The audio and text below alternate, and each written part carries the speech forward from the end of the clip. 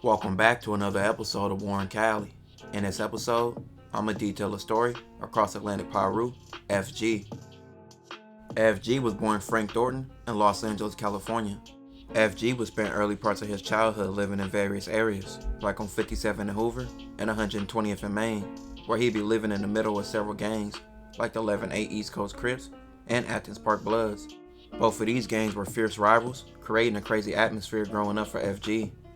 FG's early experience of life wasn't of poverty like most kids in the hood. He had hard-working parents providing and instilling values in him and his older brother, which his older brother was several years older than him and would join the Athens Park Bloods off being influenced off people living in that area. With the war being so deadly between the Athens Parks and the East Coast Crips, FG parents decided to move to Linwood to escape the deadly streets they lived on, but moving to Linwood, they wouldn't know they would move to another gang area called the Cross Atlantic Pirus. The Cross Atlantic Pirus, also known as the Cap Gang, are a gang that history dates back over 40 years ago, being a Piru gang that claims both Compton, which they call Bompton, and Linwood, with them bordering both, and being connected to all the Pirus in Compton, with their closest Piru ally being the Lime Hood Pirus. Some of the early rivals of the Cross Atlantic Pirus would be the Linwood Neighborhood Crips, the Palm Oak Crips, and the Santana Block Compton Crips, among others.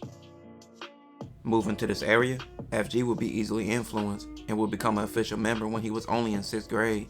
He would start to make his name over the years, gangbanging, and being a young face in the hood that many of his OGs and older guys loved. Over the years, FG would have many run-ins and altercations in the streets, and he was deep in the streets and loved his community, and he would do whatever for his hood.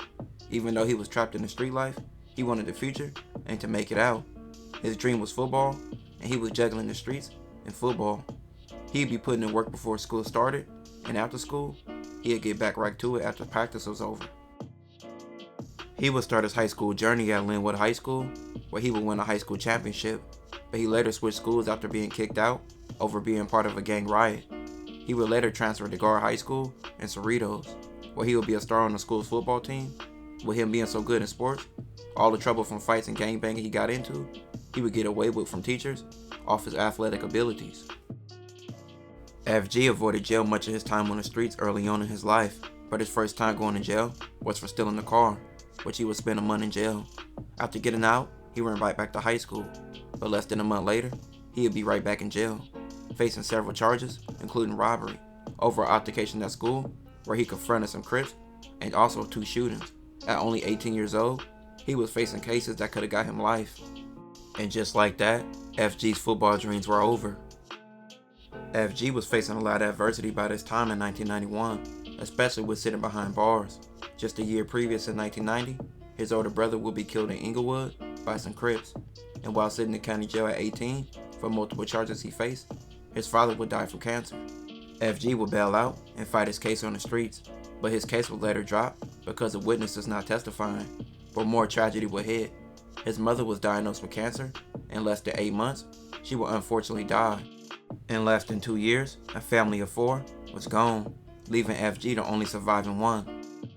With losing all his family members, FG devoted his life to the streets and started gangbanging and drug dealing to the highest point in his life at that point. But during the drug deal, he would be shot. During that time, he caught a gun charge, which he would do 3 years for, and he would get out at the age of 21.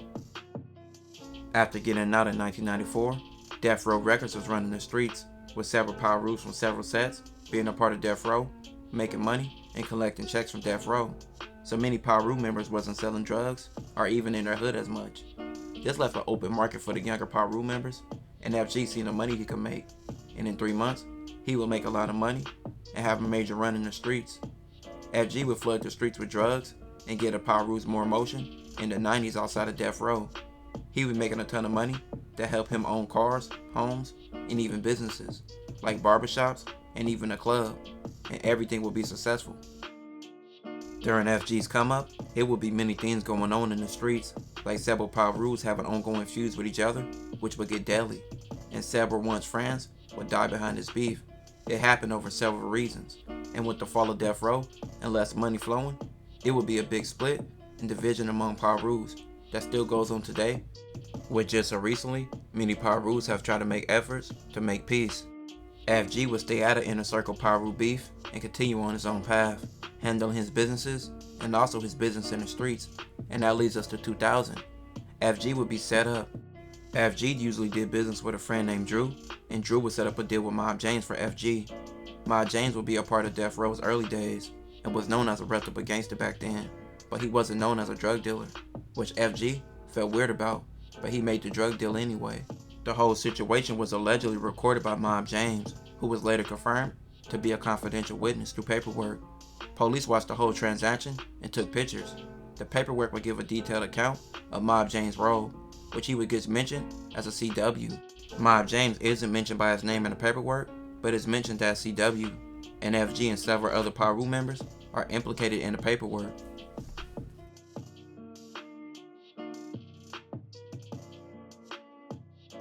It wouldn't be until several years later that FG would be charged. In fact, it took 4. He would run his business all the way until 2004. He would even open up another club, but this will all lead to him being arrested at his home, where he would be blindsided and confused on why he was being arrested. He would learn through his paperwork that Mob James was the informant. FG and Drew, who brought Mob James to FG, will both get charged. FG and Drew would receive 10 years, which FG wouldn't get out until 2013. By 2021, FG would emerge telling his story on platforms like Street TV, where he would expose Mob James for being a snitch. He would even go on several other channels like AGTV and also expose Mob James. You think James hasn't been dealt with? Well, I can only speak for me. And let me speak for me. I can't speak for the next man because I'm the one he told on. So I can't speak for the next man. Has anyone confronted James about this? Like throughout since you got indicted? Yeah, when I first fell, I sent the paperwork to the mob, to the homies, and they spoke with him about it. The paperwork I sent with him, let's be clear, the paperwork that I sent to the neighborhood back then, it didn't have the photos in. You know what I mean? Okay. Because I kept my personal paperwork, so the copies didn't have the photos in them. So when I sent the paperwork to him, it said everything it said, but it, like you said, it said CW, it said this and that, but it didn't have the photos at the time.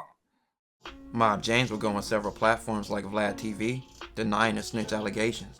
Let's go. The whole paperwork situation. Okay. So, you tell me what happened, what's going on, and where it's leading. Well, pretty much didn't know what happened. Well, I mean, motherfuckers been saying it. I got tired of them, listening. Do what you got to do. Show me the papers. Show me this. Show me that. So, saying certain things. So, me, it's like, I'm fed up with it. So, here come this other dude saying he got yada yada. Okay, it don't have my name. It don't have Mob James this, Mob James that, James McDonald. After it all come out, I'm more pissed off. It's one thing to attack me, but then now you attacking James McDonald. I ain't talked to you cats. Mind you, I left the hood after my brother was killed, and then, all the way up until now, even with my podcast, I don't speak on these cats. So this paper, oh yeah, he did it. And, it kind of pissed me off, but then I said, I got too much to lose, you know what I'm saying, Vlad, to put myself out there for something I know that's not me. You know what I'm saying? At that time of 2000, he's saying, I did him like this. I ain't been to prison since 1988. Mob James' younger brother Timmy Rue would later go on the Art of Dialogue platform, where he would do an interview and say Mob James even snitched on him. But for the record, you know how everybody say, get the paperwork, send the paperwork. It killed me, James, when you took the stand on me, man. It killed me. It hurt my heart, my whole soul, Because James, one thing in the world, wouldn't do nothing in the world for you if you didn't ask me to. But just come apologize, be a man. FG is now in his 50s, and since being released, has started a YouTube channel called FG Unleashed, and also has started a podcast on Street TV called Streets and Scholars. Along with a long list of ventures, as well as being a father to his kids, and also a grandpa. Salute to him. This will conclude this episode. If you haven't already, make sure you check out my previous episodes. Don't forget to like, comment, and subscribe.